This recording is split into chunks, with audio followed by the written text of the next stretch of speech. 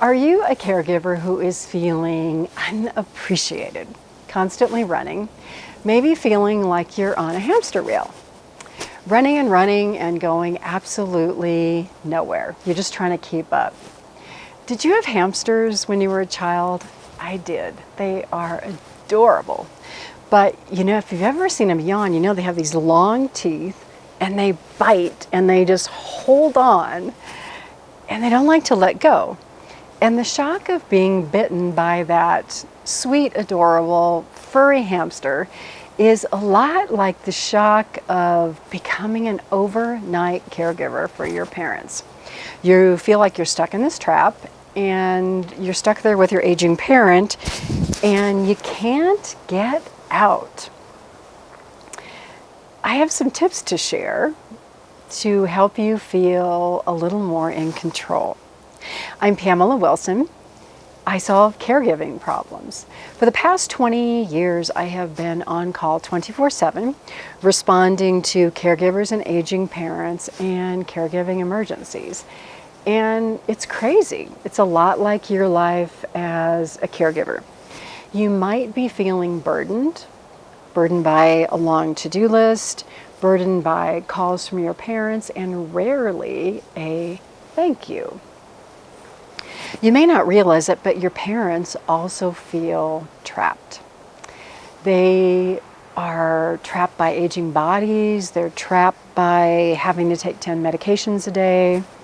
How many of you drive by a building that you see a sign that says kidney center? Do you know what goes on in there?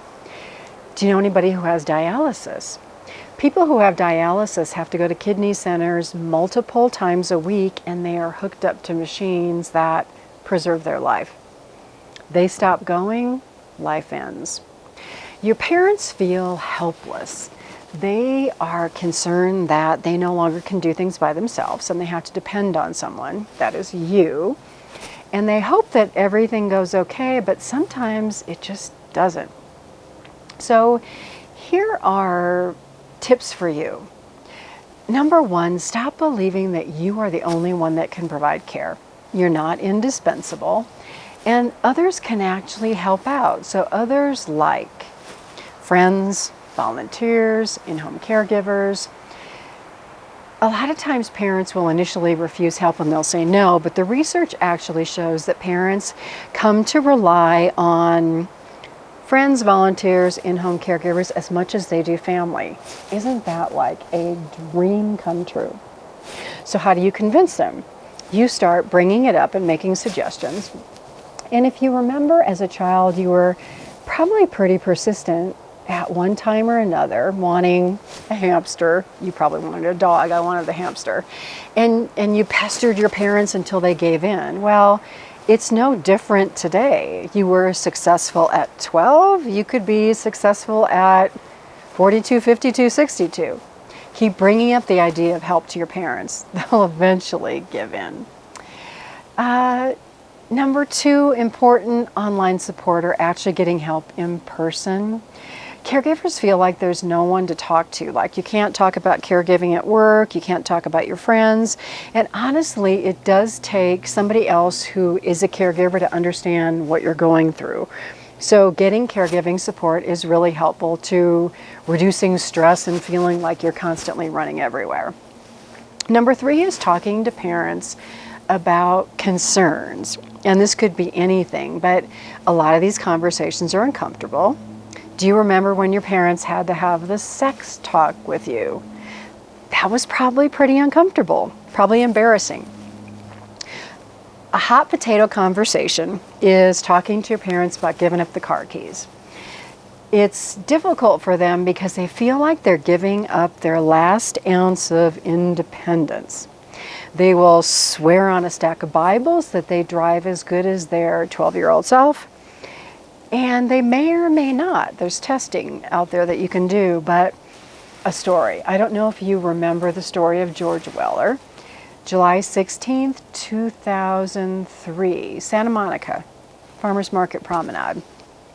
He was driving and he hit a car and veered down the street 40 to 60 miles an hour. His recollection was that he stepped on the gas instead of the brake. Something hit his windshield, didn't remember what it was. It happened to be a person who was unfortunately in the wrong place at the wrong time and got killed.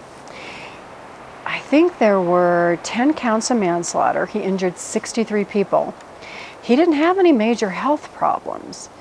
And yet, look at the damage that was done. Very different from a movie that you might remember, Morgan Freeman and Jessica Tandy. How many of you remember Driving Miss Daisy and the statement, did I ever tell you the first time I was outside of the state of, I think it was Georgia? I'm from Nebraska. There's a saying about Nebraska. You can take the girl out of Nebraska, but you can't take the Nebraska out of the girl. If any of you have ever been to Omaha, I'm from Omaha. Joe Tess Cafe, Johnny's Cafe, Labor Day floats down the Missouri River. Great fun. Good place to be from. So for all of these caregiving issues, there's preventative measures that can be taken. So let's use an example of your parents refusing care. If they refuse care, they eventually may have to move from home. If they refuse to give up their car, they eventually may hurt someone. There's consequences to everything, and it's important to talk about these so that they're out in the open. One of the best things that you can do to relieve stress is have an attitude of gratitude. Be thankful for something every day. Ask your parents what they're thankful about. They may eventually thank you. This daily appreciation is wonderful. Like, be thankful that your car started this morning, or for that great cup of coffee, or for a song on the radio that you remember.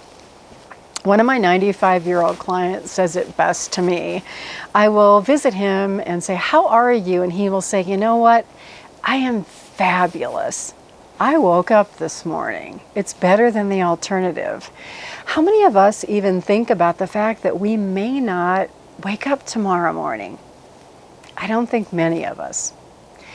Simple pleasures can reduce stress. Talking about care needs can reduce stress. Being proactive can reduce stress. There are tips and solutions on my website. I'm Pamela Wilson. My website is PamelaDWilson.com. I solve caregiving problems. If you found this video helpful, I'd appreciate a like, a love, comment, tell me your #1 caregiving concern, and please share this video. 1 in 4 people you know are caregivers looking for helpful information, solutions, and tips. Thank you for spending this time with me. I so appreciate it. I'll see you in the next video.